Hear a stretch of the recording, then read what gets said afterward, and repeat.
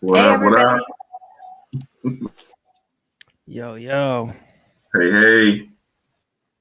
How's it going? How's it going today? What is good, fam? What's up? What's up? I'm feeling excellent. I got this amazingly much better camera. I Looking crisp. just love looking at it. Yeah, it almost looks like a fisheye lens. Yeah, right. Yeah. All right, Moya, can you take us into a little housekeeping? Let's do it. Show intros, show outros, voiceover, script copy, 15 and 30-second promos. Hit us up at ADOS Media Group at gmail.com. That's 2 business day turnaround. And we will see if we can get something out to you. Great. Yes. All right. So today we are talking about hard truths. Where do we start? Where do we start? Looks like Dr. West is telling some truths about his tenure or lack thereof at Harvard. What's that all about? Activist Cornel West is considering a departure from Harvard University after being denied a request for tenure. The Boston Globe reported that West received a positive 5-year review, but when West submitted a request for tenure, he was rejected. The university offered a pay raise instead, but it sounds like he still is considering resigning, which is too bad because we need academics like him in those spaces, academics. Um, what are your thoughts on that? Yeah. Actually, well, Dr. West is obviously a friend of the show, right? And so I want to give him his flowers right now. Salute. He's an amazing force over how long, right? Has he been really pushing Black folks forward? And so I want to give him his flowers now. I'm not obviously in the discussions with Harvard and Dr. West, but what I can say is that give that man whatever he asking for. Okay, give him whatever he asking for. When you want tenure, you want a job security, give it to him. All right, don't. He's not somebody to play with. He's not somebody to mess around with. Give him what he's asking for because he's worth that and more. Trust me, you really can't afford him. All right, he's doing y'all a favor being where he is. So give him what he's asking for. That's my personal opinion. Yeah. You want me to go in, Kim, or you want to say Go Yeah, in. go ahead and go in. Go Yeah. in, brother number one. Yeah, peace out, man, to Dr. West, man. Like, it's sad because once again, we have somebody from our community, our legacy, our long Black legacy and lineage that are, having to go through once again, tripping with this system. Some people would call it the white racist supremacy, because Harvard is a white institution and it was built upon the backs of our ancestors. And it's unfortunate that you have someone profound and so prolific as Dr. West, as Chris was saying, he's doing y'all a favor, right, by being there.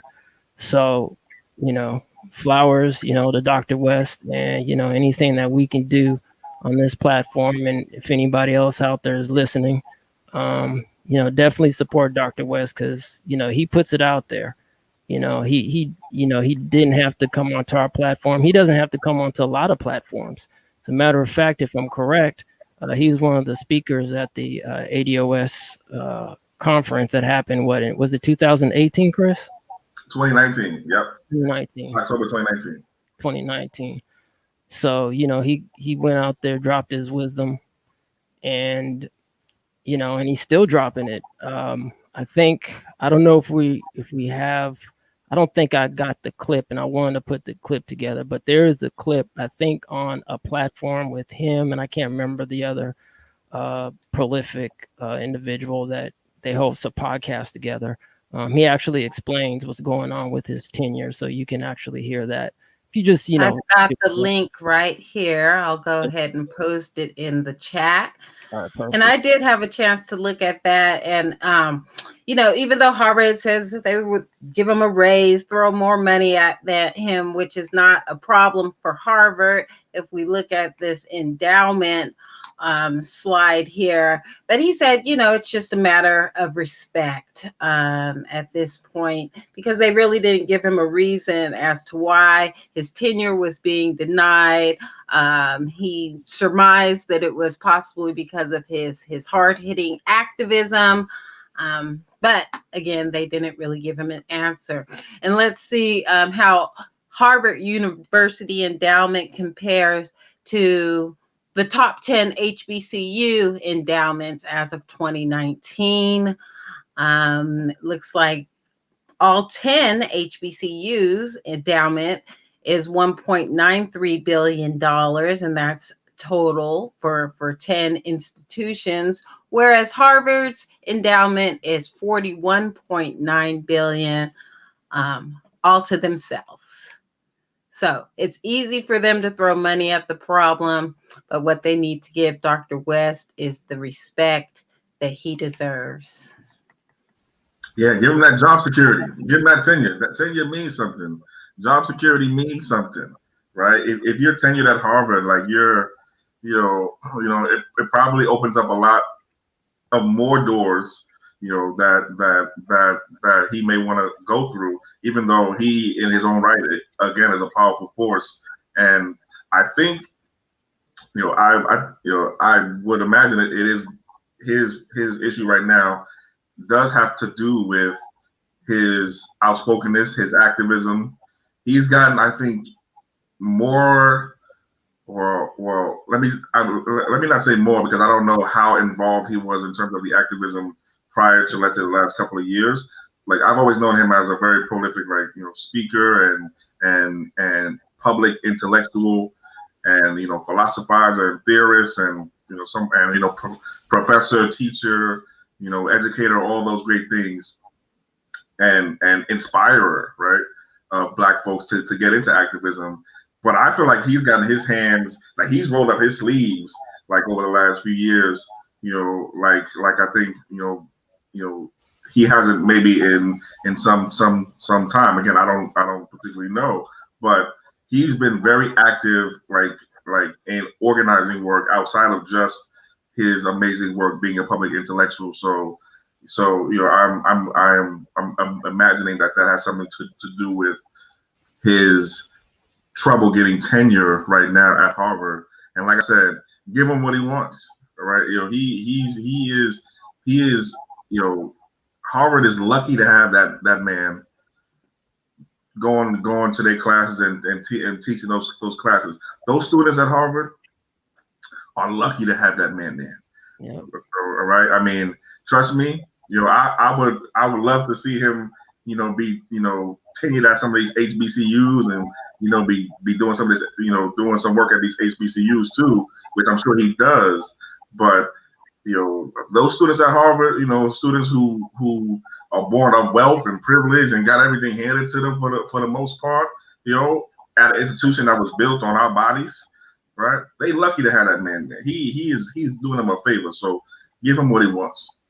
Yeah, and that's the general consensus. If you have a chance to look at the video that I posted the link to in the chat, that's what all the comments were saying. Even some of his former students were like, his lectures gave them life. So let's give the man what he deserves. And more importantly, they can afford it. Yeah. What was that, Yamoya? Oh, they can afford it. Yeah, definitely. Billion in endowments, I think you can afford it. I think so too. And we had some other truths come out recently this week. New claims surrounding Malcolm X assassination surfaced in letter written on former NYPD officer's deathbed.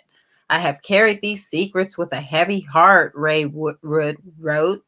New allegations surrounding the death of Malcolm X have surfaced in a letter written by former New York City Police Department officer on his deathbed. On January 25th, 2011, Ray Wood, who was serving as an undercover police officer on the day of Malcolm X's death, wrote a letter in which he admitted he participated in actions that, in hindsight, were deplorable and detrimental to the advancement of my own people. Yeah, this is well, first let's say rest in peace, rest in power to the ancestor El Haj Malik El Shabazz. Rest in peace. And it has been known for many years that the government, different parts of the government, let's keep it real, different parts of the government, not just one part, different parts of the government had Malcolm and his family and his associates under surveillance, not just under surveillance, but excuse me, but also were implicated and participated in his murder and his assassination. And that has been well known. This, I think, confirms a lot of that, right? But I don't think I don't think we're getting too much new information here, other than the fact that the NYPD was involved, right? But this is not shocking news. It's not a huge surprise. It sucks to have to see this, right? And that brother, that officer is going to have to answer for his actions in one or more ways. And it sounds like he's on his deathbed, but we've known for a while that different parts of the government, different parts of law enforcement were a part of the murder and assassination of the ancestor El Haj Malik El Shabazz, also known as Malcolm X. And it's just another piece of evidence of that right now. The guy waited how long to say this, but this is not a surprise, unfortunately. Yeah, we could, we can go in on, the ancestor, the great, Reverend Dr. Martin Luther King Jr. as well. I'm sure there's going to be soon to be evidence that's going to, if not already, is going to come out about, Dr. King, and obviously the Black Panther Party for self-defense, they definitely got infiltrated by the government.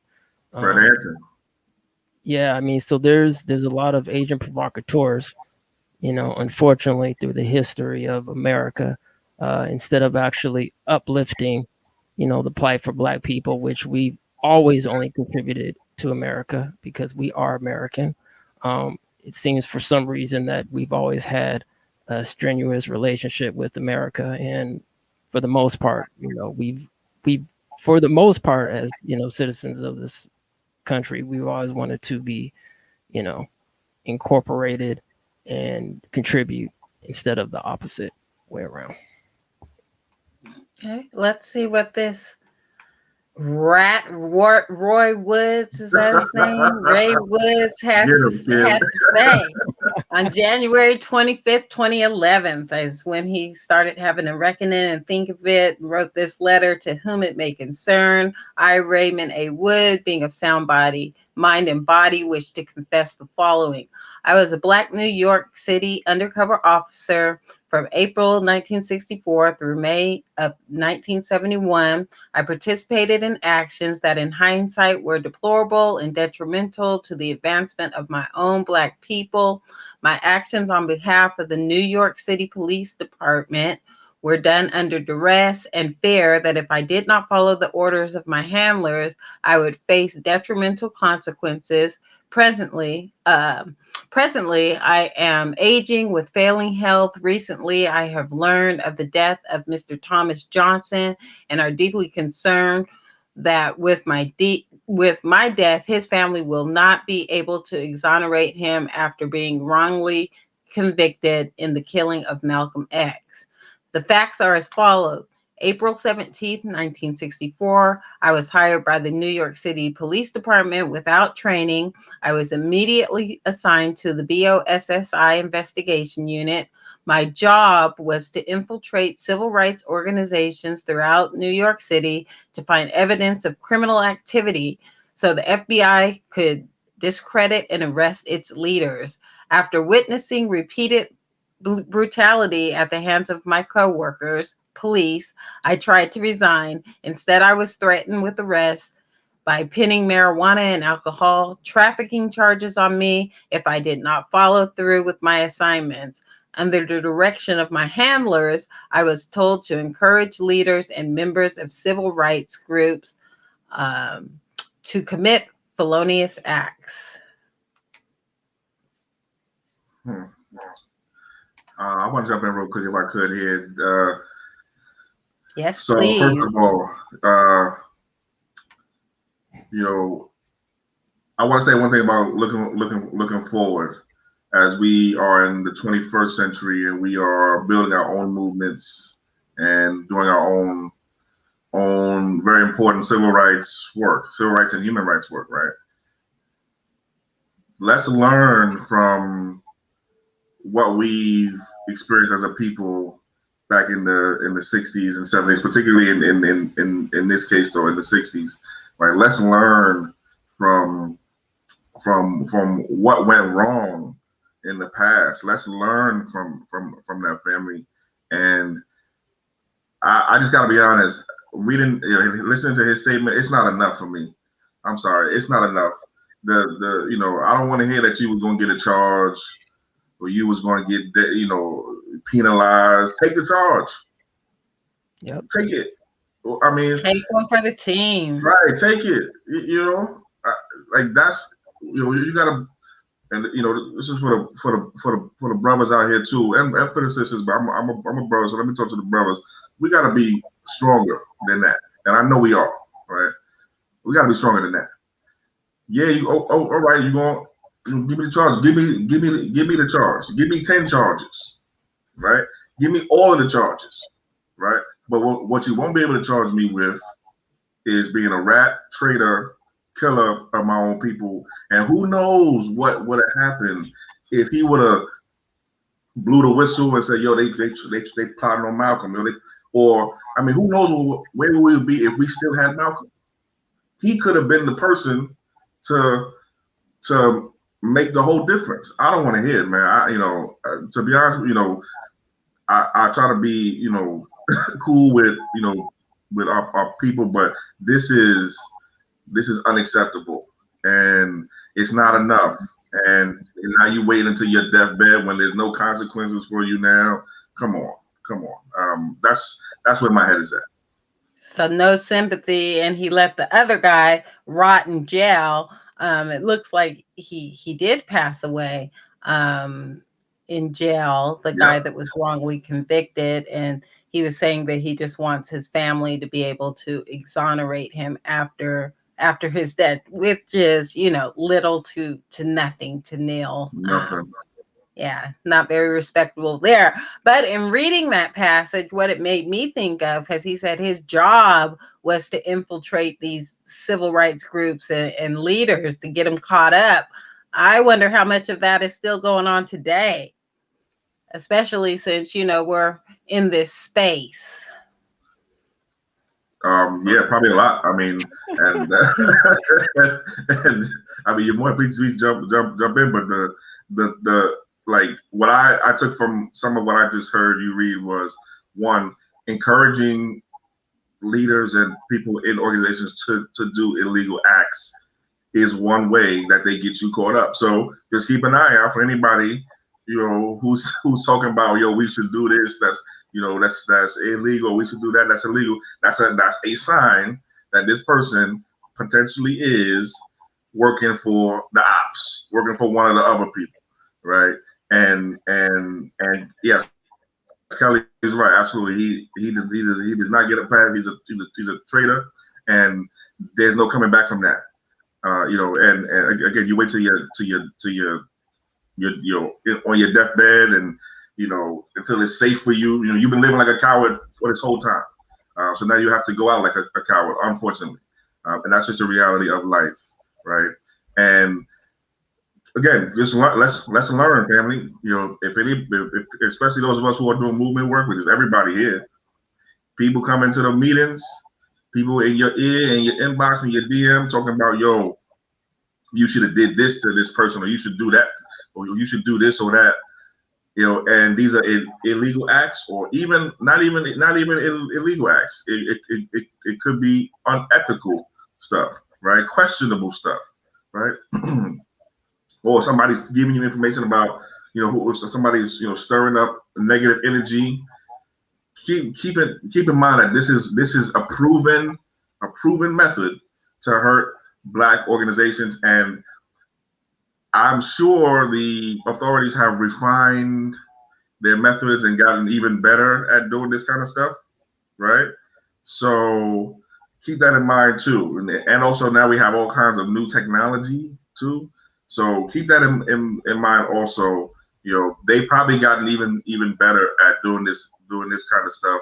They probably attack earlier, if they see a group or an organization that is gonna have potential to become threatening to whatever they're protecting.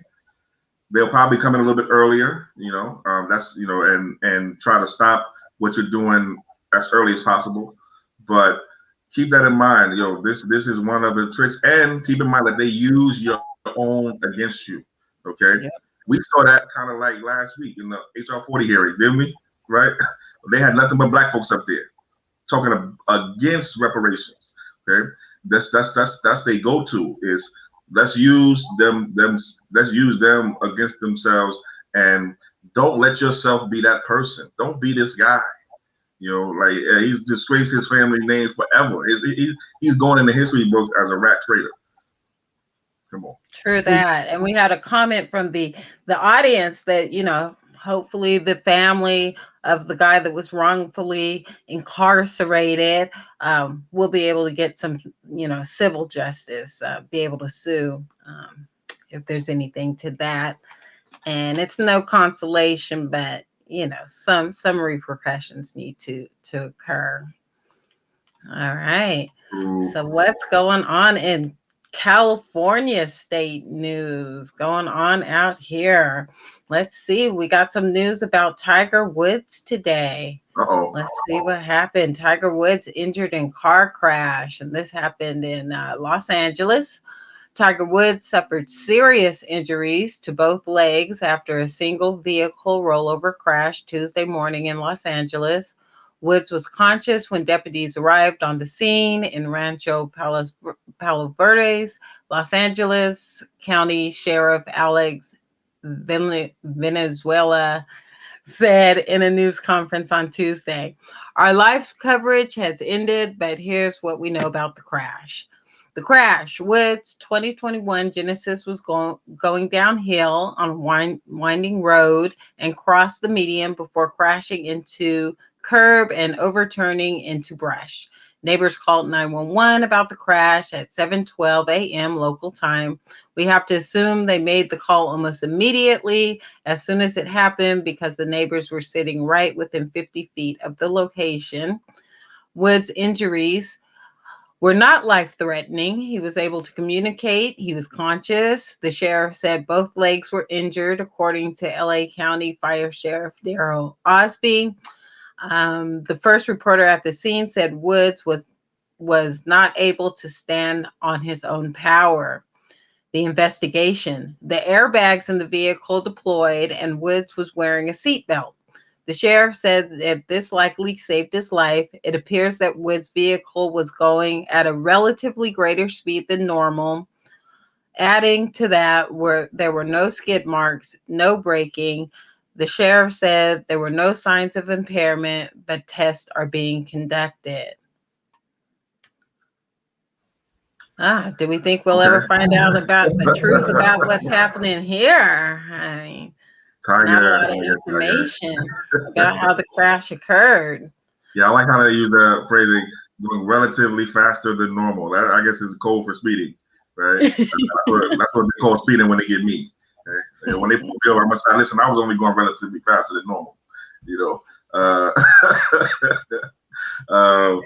Yeah, I was, I just saw a little bit about this, or and this is, definitely glad that the brother is physically okay. It looks like, right? He's not gonna be like, he's not. He definitely didn't lose his life, and there was no one else in the car. It sounds like that was injured, and it looked like he was able to, even though I don't think he was able to like physically walk away from the scene. I know they had to, take him away, but he's gonna survive. So that's the first thing. Glad that he and his family are safe and sound. And will be able to get better. Right. First thing. Second thing is, this is we have we as a country. I think we have a focus on like celebrity sort of culture, right? So Tiger Woods getting into an accident is big news. Where obviously there's thousands of accidents every single day, unfortunately, and almost none of them involve Tiger Woods. So there's that to say too, right? How big of a sort of story this is, and I think we should be covering it because this is being covered over, I mean, all the other networks are definitely covering this. So I definitely think we should definitely say something about it. Tiger has been on, I think, an upward sort of trajectory since I believe, he had his troubles in the past and came back and won his 5th Masters, I think it was, in the recent years, last 4 or 5 years. So he's been on the up and up, wishing him the best and his family the best. Get better soon, and just be more careful, if you can, and just keep in mind that there's people that want to see you go up, but there's also people that want to see you go down too. True. I'm glad it's not life threatening, and like I said, maybe more information will come out soon. But that seem pretty weird circumstances there. And what else do we have going on in California? Looks like California Governor Gavin Newsom signed $600 stimulus check bill. So money's coming. California Governor Gavin Newsom signed a $7.6 billion coronavirus relief package on Tuesday that will give at least 600 one-time payments to 5.7 million people while setting aside more than $2 billion in grants for struggling small businesses.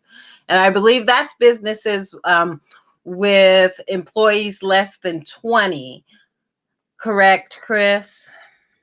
I want to say, I have to look. I have to look closer at this. This is something that obviously I'll be following along with my colleagues at the Black Small Business Association of California, which, just full disclosure, I'm a board member for, and my colleagues at SAC Black Biz, which, full disclosure, I am the creative owner of as a for-profit company.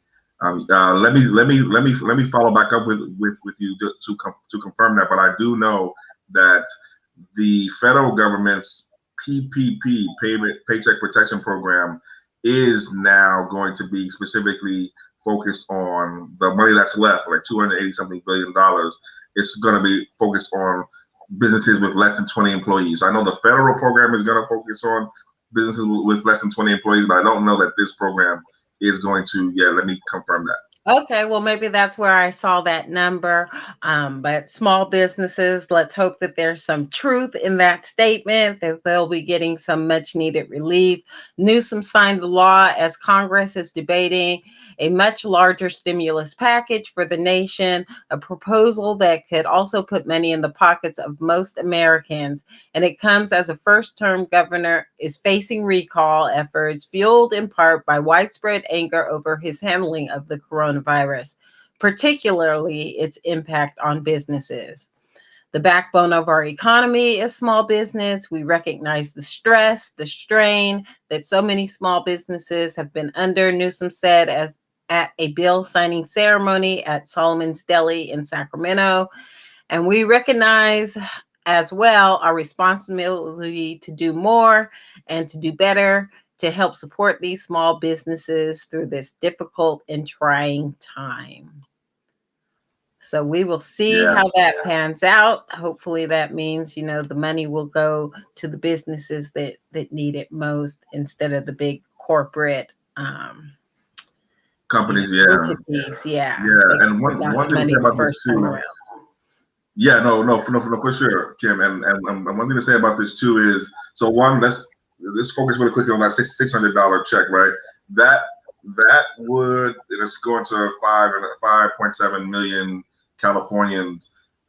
We definitely want to follow up and check to see if there are like income restrictions on that, what they call means testing. So like we definitely want to see that, because obviously there's more than 5.7 million people in California. There's 40 million people. But some of those people are children, obviously too. But we definitely want to check that. And if you think about it, I don't think the 600 number is a coincidence, right? 600 is exactly the difference between 2,000 and 1,400, right? And if you think about the federal fight right now for Joe Biden's American Rescue Plan, which we covered a couple of weeks back with the $1.9 trillion stimulus package that is now on its way, or now in the U.S. Senate. I believe the House passed some version of Joe Biden's American Rescue Plan very recently, and now is in the Senate.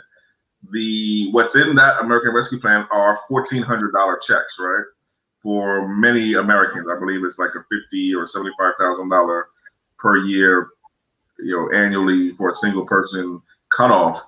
But Joe Biden and his administration, or his in his candidacy, said, hey, we're gonna break y'all off with these $2,000 checks, right?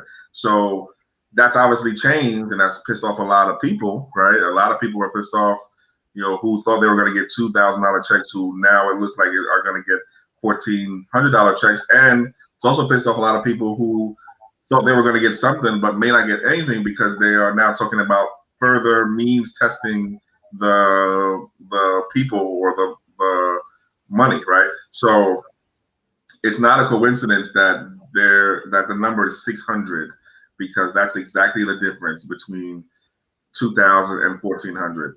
And that, is definitely going to help folks, right? Like, I think, anything that goes into the pockets of folks here in California and nationwide is definitely going to help. The only thing is, though, this is the first time California's done something like this. I know, at least I think I remember something similar happening in LA, just with the city of LA.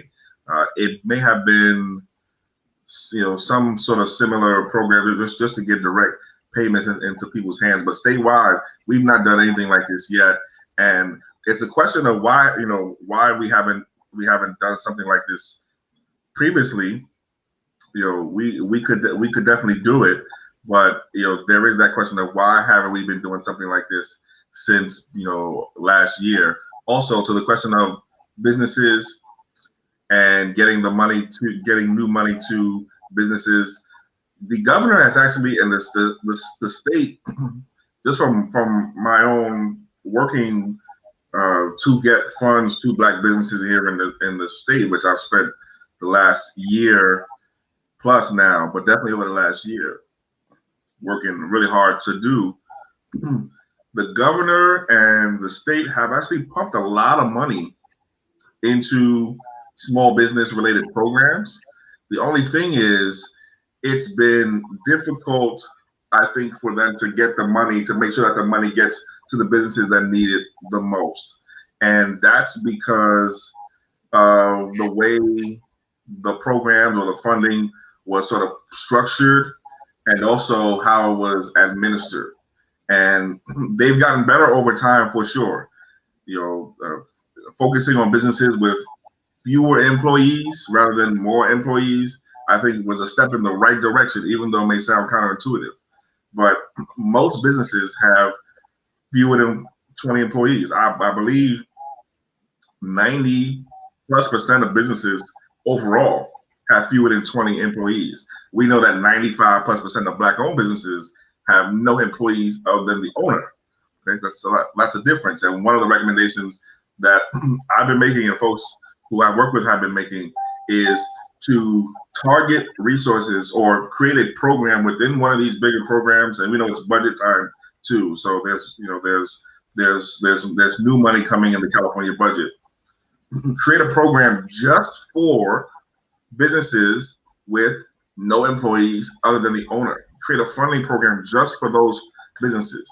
We know we can't specifically say black-owned businesses because of Prop 209 and because Prop 16 failed last year. So we know we can't specifically target, or else I would be sitting here saying, create a program that puts money specifically into the hands of black-owned businesses. But since we can't do that, we have to figure out other ways to get money into black-owned businesses' hands and entrepreneurs' hands. And one way to do that is to create a program that specifically and exclusively targets and creates money for businesses with no employees other than the owner, and also where the entrepreneur is of low wealth. Okay? So not low income, but low wealth. Right? That's another way. Yeah. So Chris, I got a question for you. So yeah. One, in terms of this money being allocated, do you know if the governor or the California state government is going to accept individuals who may not have their limited liability company, the LLC, or incorporate a corp, or could somebody who's a sole proprietorship or even a gig worker, right, who's considered, a business in actuality? Is this something that they can apply for in terms of when this money gets distributed as well, from your understanding? Generally, yes. We call those folks independent contractors. Okay, our gig working brothers and sisters. And yes, the programs for the most part have been open to independent contractors, sole proprietorship, single member LLCs, right? And obviously, businesses with partnerships, et cetera, corporations. But the general answer is yes. For the state programs, yes. Generally, they have been open to sole props, independent contractors, single member LLCs, right? Folks who file that Schedule C form, right? It's been open to those folks at the state level. At the federal level, at first it wasn't, and then it was. So right now, I believe with the Paycheck Protection Program, the PPP, and the EIDL, the Economic Injury Disaster Loan, you can absolutely apply and be eligible for funds if you are a sole prop, single member LLC, independent contractor, et cetera, et cetera. And I want to give a shout out to and they didn't pay for this promo, so we're gonna have to come back and talk to them. But the folks at Lendistry, which is I believe Lendistry is black owned. It's definitely black run, and it's a lending financial institution that the state of California chose to administer. It was the only company chosen to give out $500 million of business money over the last. I think the program started in like early like January or something like that.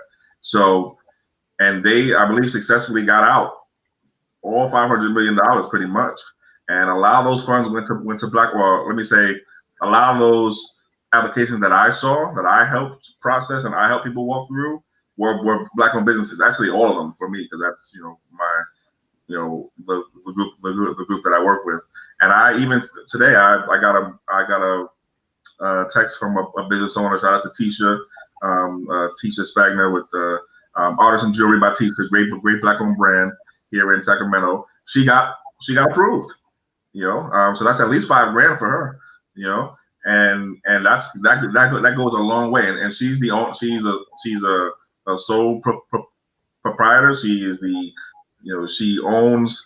She's her only employee other than her sons, which they have to they have to handle that on their own in terms of a family employment thing.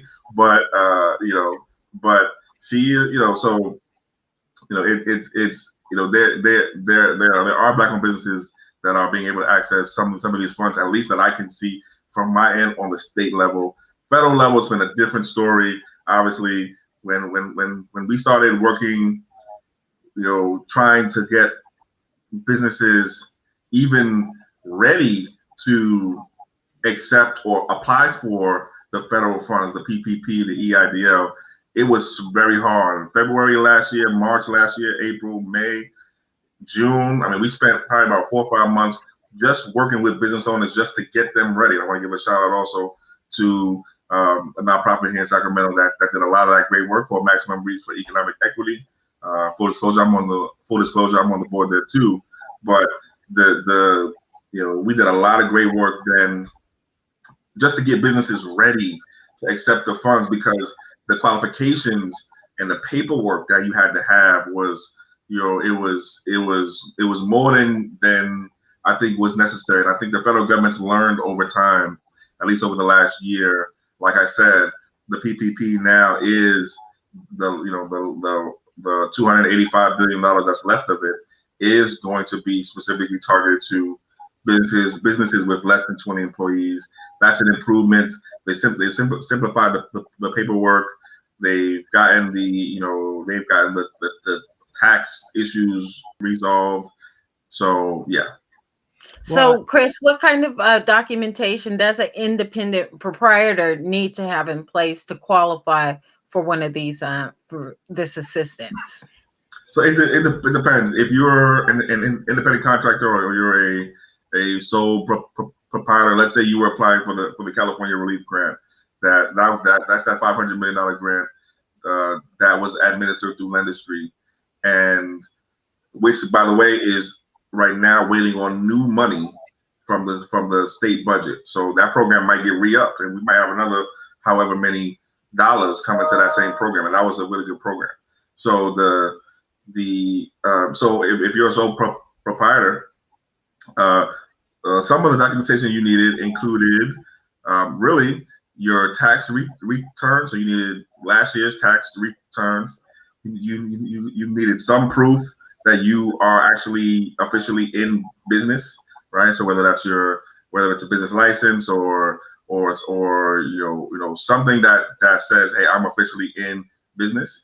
And then you had to certify. There was a form that they gave you that you had to sign, certifying that your information was accurate in the application. That's most of the documentation that they asked for. There was a few more documents, but it was a lot. It's a lot simpler, and most businesses had what they were asking for. You didn't have to go get an accountant to figure out whether or not you even have this information or dig this information up for you. Most businesses had the documentation for specifically the California Relief Grant. If you are sole prop, you may not, or an independent contractor, you may not have an EIN, your employer information number. You may not have that, right? So you use your social, right? I mean, that's an easy workaround that I'm glad at least that program and similar programs, but specifically that program, was working like that. And but here's one thing that we do want to say is the requirements for what you needed were different for almost every single program. So you got state level programs that want this, that, and the third. You got a city programs that want this, that, and the third. The federal programs want this plus that, and they go back a different length of time, and they want more documents. One thing I think we can do in the future is, hopefully this never happens again, but I know we're going to be doing business support programs again. So if there could be better coordination about what the actual documentation requirements across programs, that would be very, very helpful. And in the cases where banks are involved, one good thing about the California Relief Grant that just was that just ended was that there are no banks involved. The lender was Lendistry. Okay, so you didn't have to have no long standing relationship with the bank. You didn't have it was no bank involved at all. Okay, that's one, that's the kind of program you want to put in place, a program where there is no bank involved, but also we also want programs that if there are going to be multiple programs, that the paperwork and what's required are similar or the same across programs, and that can be achieved, and we can work on that now. I would say, and I would encourage us as a state to work on that now, when, or at least in before the next real, bad crisis. Yeah, To I have think more of a uniform plan of distribution, streamlined applications. And when you say independent proprietor, are you talking about freelancers who fill out a 1099? Yeah, independent contractors. Yeah, so folks who fill out that 1099, and also our gig worker brothers and sisters. So yeah. Yeah, I think we should definitely have a show or a couple shows on, businesses, specifically in here in California, because there are certain rules and regulations that need to be followed. But before we do go on, I have one more question. I know we're about 10 minutes uh, to the end of the hour. What about nonprofit organizations? Are Yeah. they eligible? Yes, great question. For the California Relief Grant and for most of the other programs that I saw, but specifically for the California Relief Grant, yes, it was a program that both businesses and nonprofits could take advantage of, and there were income thresholds or revenue thresholds, that made it so that your nonprofit or your business had to make less than a certain amount in order to be eligible for a certain amount of money. But nonprofits were absolutely eligible, and that's for the most recent statewide grant.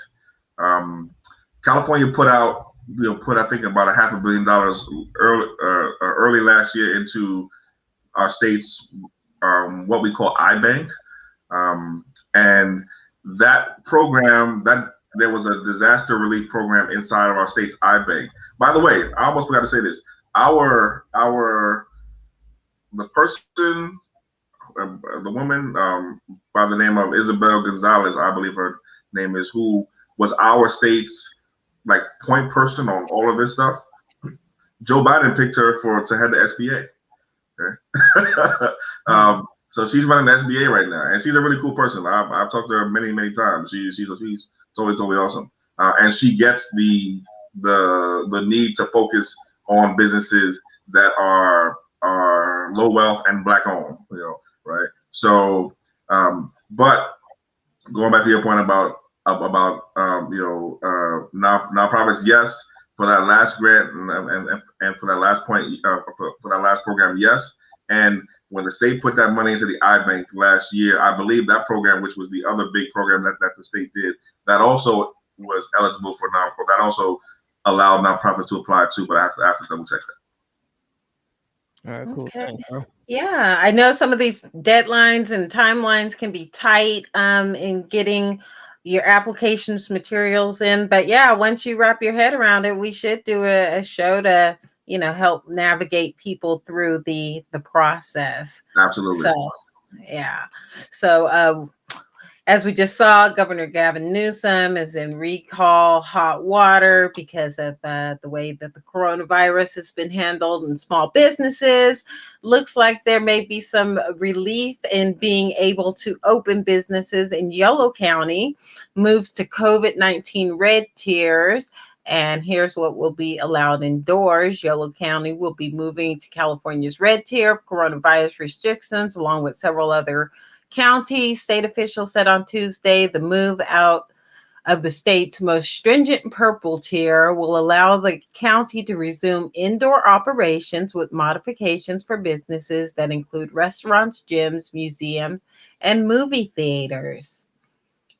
So Okay. looks like businesses will be opening back up. I don't.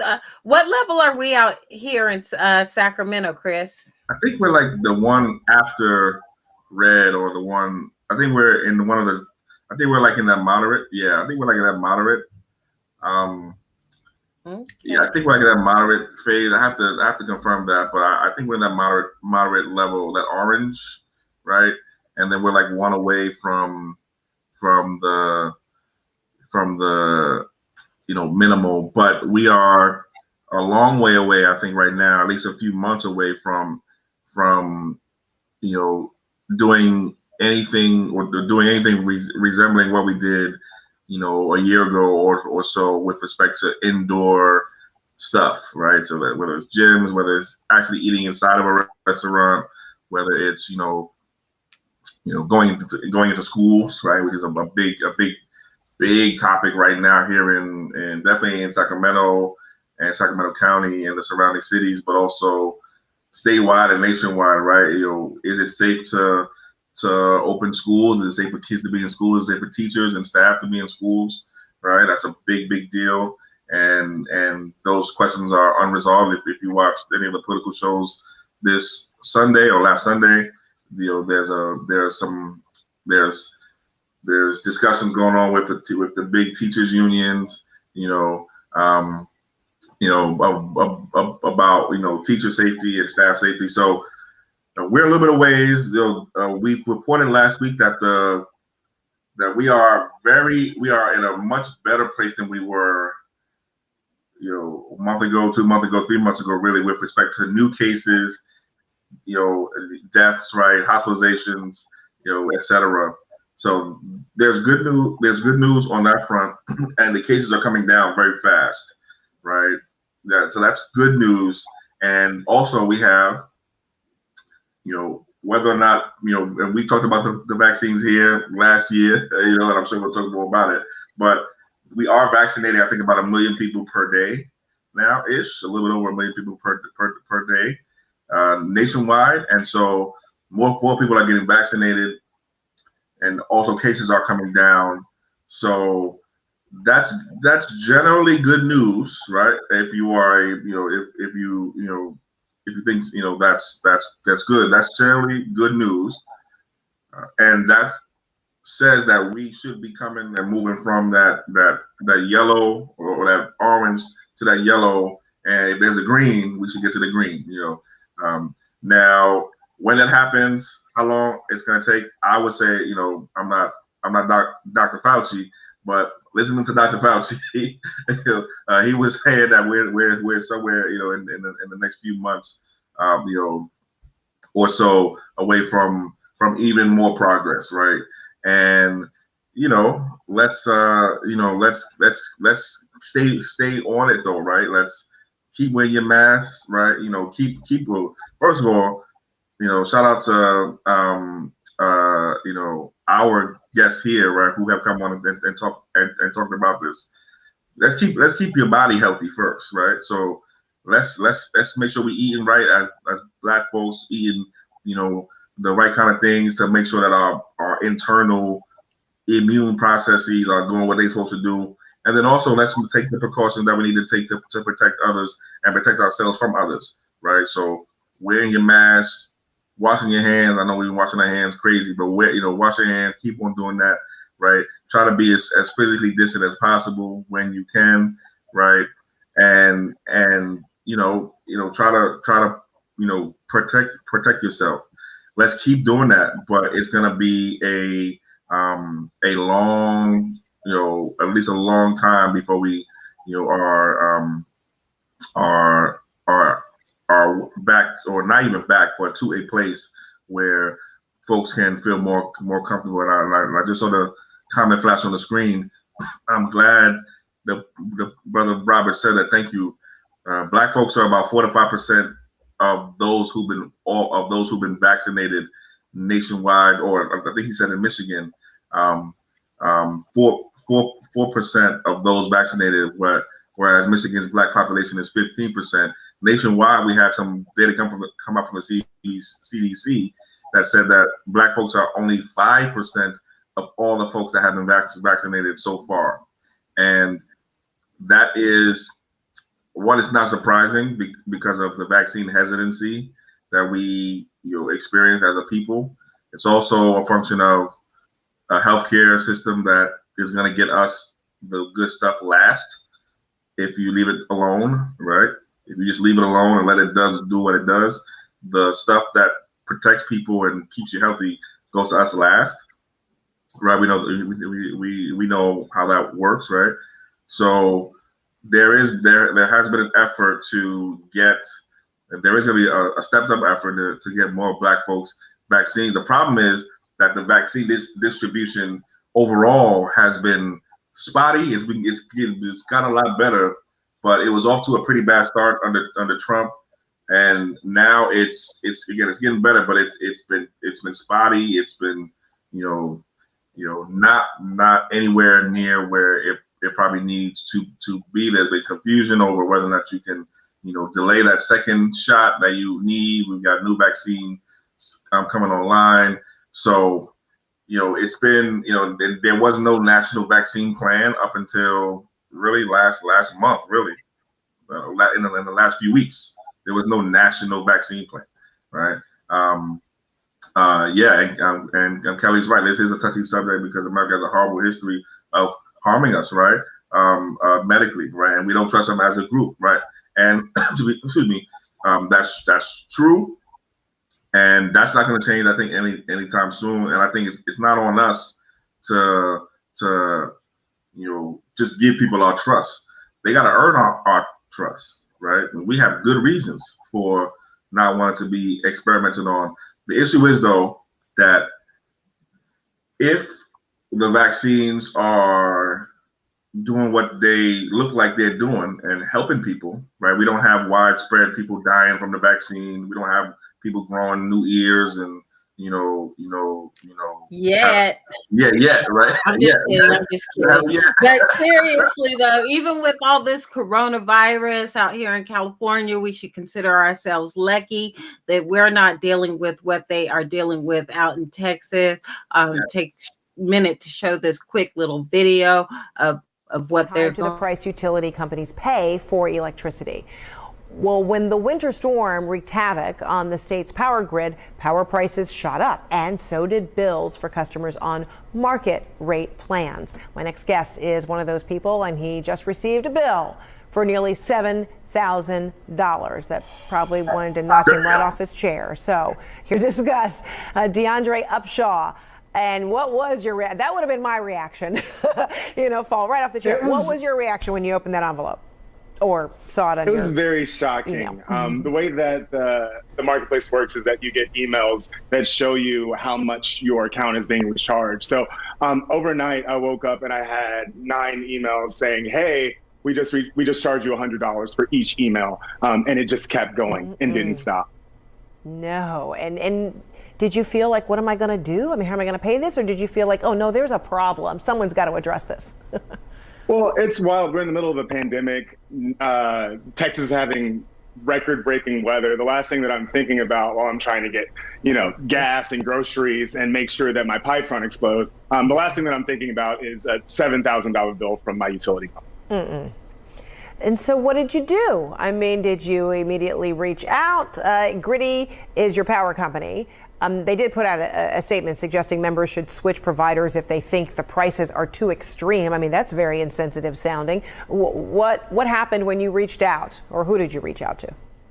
Well, the thing that makes this even worse is that not only are we in a pandemic and there's record-breaking storms, it was Valentine's Day weekend and a national holiday on Monday. So by the time I got the email from Gritty urging us to switch, I put that plan into motion, but my new provider said, hey, we can get you switched and set up on the 15th. And then the 15th turned to the 17th, then the 17th turned to the 19th, and then the 19th turned to the 22nd. So So I guess good news, Biden says help is on the way to Texas finally. They plan on paying these people $7,000. You gonna pay that $7,000 bill? $7,000, bro. Yeah. I saw somebody with a $9,000 bill too. I saw another story with somebody with a $9,000 bill. I wouldn't pay it. I mean, there's no way I'm paying you $9,000, $7,000 for like less than 1 month's. That's like all of my utilities like added up together ever. You know what I'm saying? Like, nah, man. And they gotta figure something out. You know, they gotta. This is when government steps in. You know, this is when government, okay, like, no, the bills. I don't care what the contract said, and it was a variable rate. And no, we have an emergency issue. We you know, Texas, and shout out to the folks down there. You know, who, you know, and much respect to those, and condolences to those that lost lives. I think there's over 70 people that lost their lives now in Texas, due to these, storms, right? And also to the failure of the power grid, etc. You know, this is why you have a government, right? Yeah, and the failure of the Biden administration to send help out there immediately. It was kind of like, Katrina, just take as long as you want to get the help out there. And squad member AOC had to go raise $2 million to help with the relief funds because he was taking his time with it. So hopefully help is on the way. And like you said, prayers for Texas, and hope everything, works out. Yeah. Okay. So I guess the last thing we'll talk about on this show, since it is our last show on the ADOS Media channel, we've been doing this for how long now? June, I believe. Yeah. Yeah. So June. All right. So we know that there's been some changes with the organization. So we're going to be doing some rebranding. We'll still be bringing you great content, just under a different name. And we just wanted to take a moment just to kind of share our ADOS stories and, how we all came together. So, Chris, I don't think I've ever heard your ADOS origin story. Did you find ADOS, or did ADOS find you? Oh, let me give it to you. I think I was one of the what you call one of the day ones, or ish, right? Like I discovered, I was through the work. So I was a big Claude Anderson guy, and I actually still am. So to be honest with you, and Dr. Claude Anderson, and through Dr. Claude Anderson, this is probably like in 2014 or 2013 or 2015, something like that. I got connected to Boyce Watkins, okay, right? And we all familiar with Dr. Boyce Watkins also, right? And and Dr. Boyce, I am an entrepreneur now, and I've always been a student of finance. I studied finance in college, so I was definitely drawn to the finance and economics and business, stuff that Dr. Boyce did and does. And then through him, I think it was like 2016, 2015, I came across none other than Yvette Carnell, who I think had a debate with Dr. Boyce on one of his shows. And I've always been politically active myself. I've been politically active and socially active as an organizer probably for about 12 years now. 12, 13 years now going on. So I was attracted to the political talk too, and that was before there was anything called ADOS, which has grown. But that was way before that. And then through Yvette Carnell, I was connected to Antonio Moore, obviously, right, who also does similar work. And then this was back in like 2016, I believe, 2017, 2016. And so like I've been, I had my first I started posting and tweeting about what we were calling.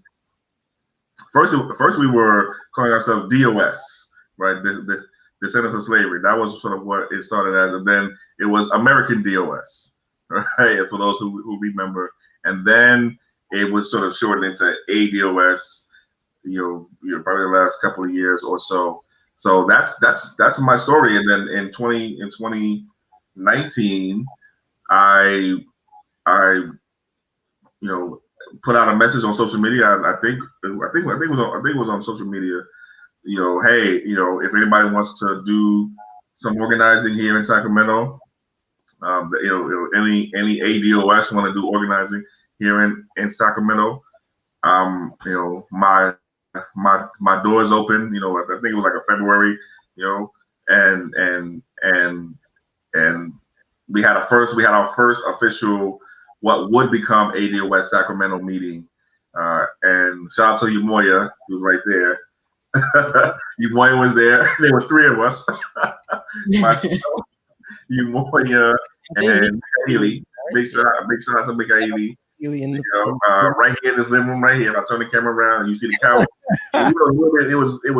it was had different furniture. But yeah, that was the beginning of what would then become ultimately ADOS Sacramento. And folks, then we held meetings after that, and went to the conference in 2019, and really went to war for reparations, and continue to war for reparations. Now not under the ADOS brand anymore, but under our own brand and under our own our own work, right? So yeah, that's my story, in a nutshell. The work continues. So Umoya, you were there day one, huh? How did you get linked up?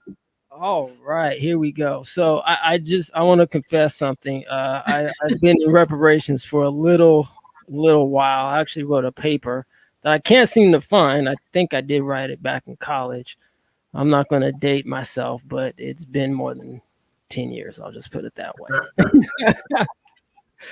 So yeah, I've been involved in this whole reparations outfit for a minute. But in terms of me coming across the ADOS lineage, actually through Boyce Watkins. I actually had the opportunity to meet Boyce a couple times. Shout out to Dr. Watkins. And basically, followed his channel. I'm an entrepreneur myself, and I just, liked what he was saying. But then he had, Yvette, and I think Antonio was on his platform as well. And I just liked what they were talking about too. I liked the difference of opinions. I liked one was talking about financial, one was talking about politics. Match them together. I was like, this is cool. I appreciated that, and I think eventually Yvette and Tone, they went off to do their thing. So one time, I don't know, Chris and I, we were just talking because Chris and I actually met at a Malcolm X commemoration. Yes. Shout out to my cousin Yusef Ali. Yes, I got heckled. I was being heckled by the crowd. I was giving a presentation. I don't want to. Yeah, I think that was like I can't remember the brother's name, but yeah, shout out to my cousin Yusef Ali. He's powerful. Yes.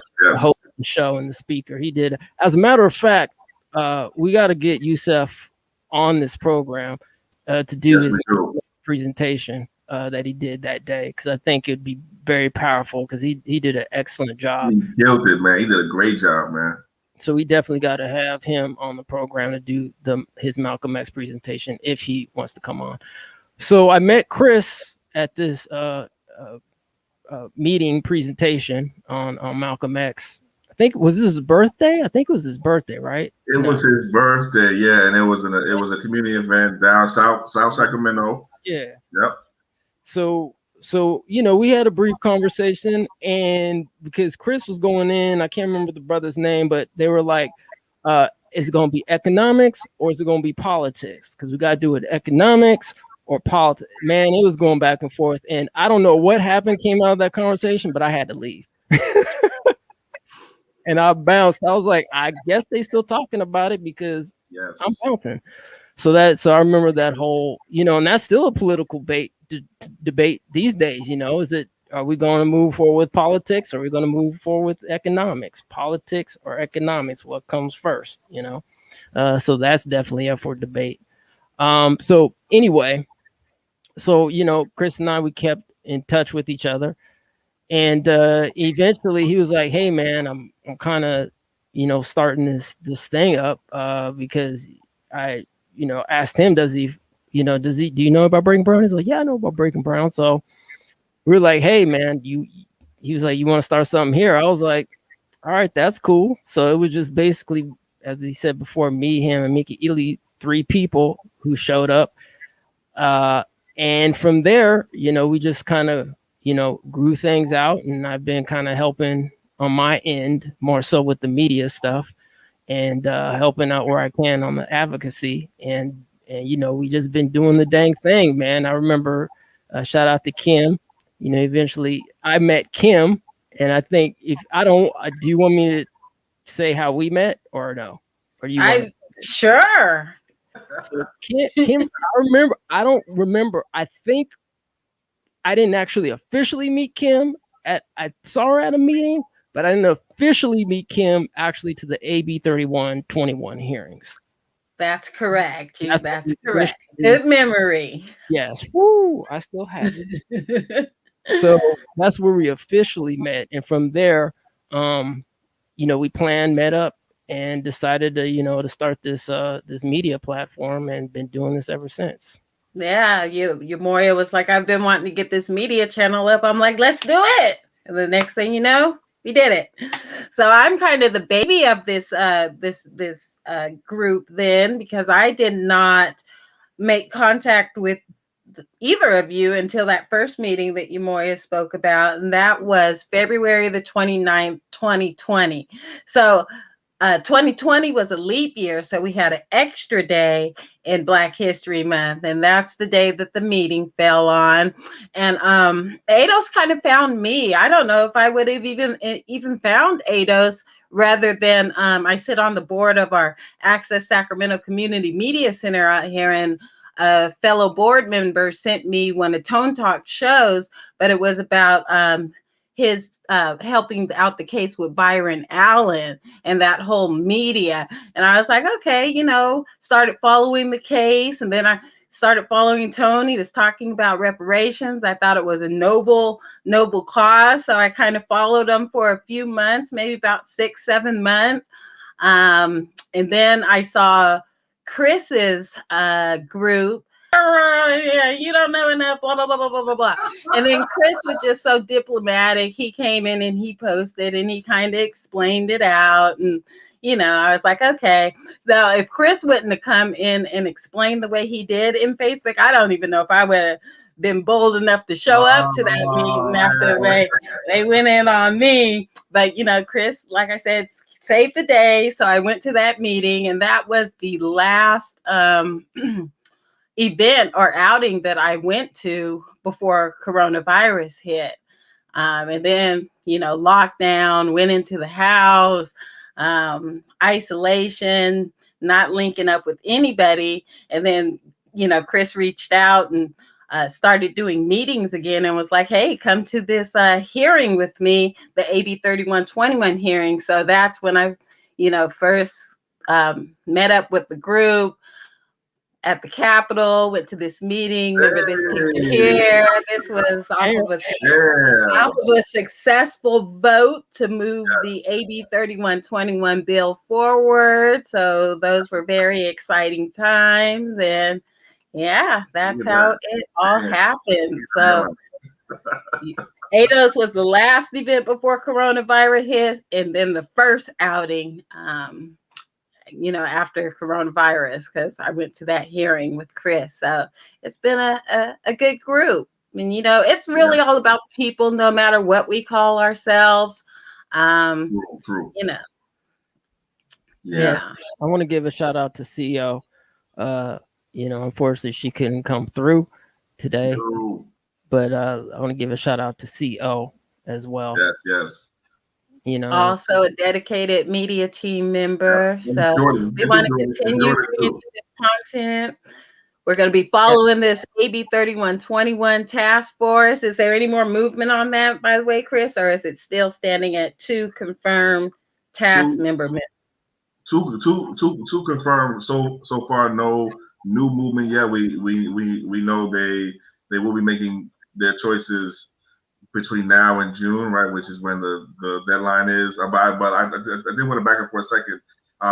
In addition to CO, Jordan, who was a regular, contributor at our meetings, and one of our moderators also. I did want to give her a shout out for her help with the channel as well. Shout out to Jordan. Shout out to Jordan. Yeah. All right, so the work continues, you guys. Yeah. Yeah, it continues, and you were saying, Kim, it doesn't matter, like, whatever label you use, we know who we're talking about, right? And the work of, and I've said this, and I'm grateful to have the chance to say this publicly. Um, the movement for reparations and Black political power, right? Our ability to determine our own futures as Black folks here in this country who were enslaved or whose ancestors were enslaved here, right? This movement for reparations is bigger than any one person, any one of us. It's bigger than any one organization. It's bigger than any one generation, and it did not start in 2020. It didn't start in 2018, 2016, 2014. It started when we got here as a people, right? And that is the movement that we're a part of. And we are lucky to be a part of this movement, fortunate, and I feel humbled to be a part of this movement with people like Callie House, like, Marcus Garvey, like Malcolm, like Queen Martin. Mother Moore. Shout out to Mother Queen. Moore. I can't forget her. Queen Mother Moore. With giants. That's the movement that we are a part of. That movement ain't going nowhere. All right. It ain't going nowhere until we achieve reparations. And then we're gonna have another movement to make sure we keep our reparations. Right. So that movement ain't going nowhere. And if you are fighting for reparations, you are part of the movement. Okay. No matter what you call yourself, where you are, whatever, if you're fighting for reparations, you are part of this movement. We want you a part of this movement. You always have a home in this movement, and we will be continuing this work until forever, really. And that's the takeaway, I think, for us here as a people and those of us who watch this channel and who are a part of this work. Keep that in mind. You are a part of a movement that is hundreds of years old, and you are welcome in this movement, and we need every single one of you. Real talk, real talk. All right. Well, like I said, we are in the process of rebranding, and we hope you hit the bell, subscribe, like for future updates, so you can find out what's going on with the grand rebrand. I've been calling it the grand rebrand. So just look for updates on that. And like I said, we hope to continue bringing you this content about reparations and how we're going to get there, and the fight continues. Yeah, we're definitely, and I'm just proud to be, amongst, Kim and Chris, and, shout out to everybody, ADOS, everybody, DOS, FBA, Be the Power, whatever y'all calling yourselves, for justice, Black Americans who've been enslaved in this country. Shout out to you. You know what I mean? Because it's about the work. And we know who we are. Yep. And this rebrand, this new launch is going to be even more awesome than it was. Oh, man, it's going to be awesome, man. It's going to be awesome, man. I'm excited, man. I'm so excited. Get turned up. That's all I have to say, man. We're about to turn up. Yeah, we're going to turn up seriously. All right. We got a lot of things in the works, and shout out to the California fam too. Everybody, all the chapters. Yeah. Everybody put in work, especially with the AB 3121. That was a team effort. Everybody put in work for that, man. Everybody. Shout out to Q, Dr. Weber. Even Tone. Shout out to Tone, man. I mean, shout out to everybody. Tiffany, Lori, Angela. Like the list goes on. The list is long and it goes on, and everybody in this fight, etc. So yeah, peace out, fam. Peace out to everybody. All right, and with that, until next time, fam, with the grand rebrand, we'll leave you with that. But keep Keep an eye out. Peace. Salute. Peace. Three goals. Acknowledgement, redress, closure. And every idea presented to someone who is elected in order to get that idea to let council, which then produces a bill. Not just a national service. This is a sacred duty. This is a service to your people.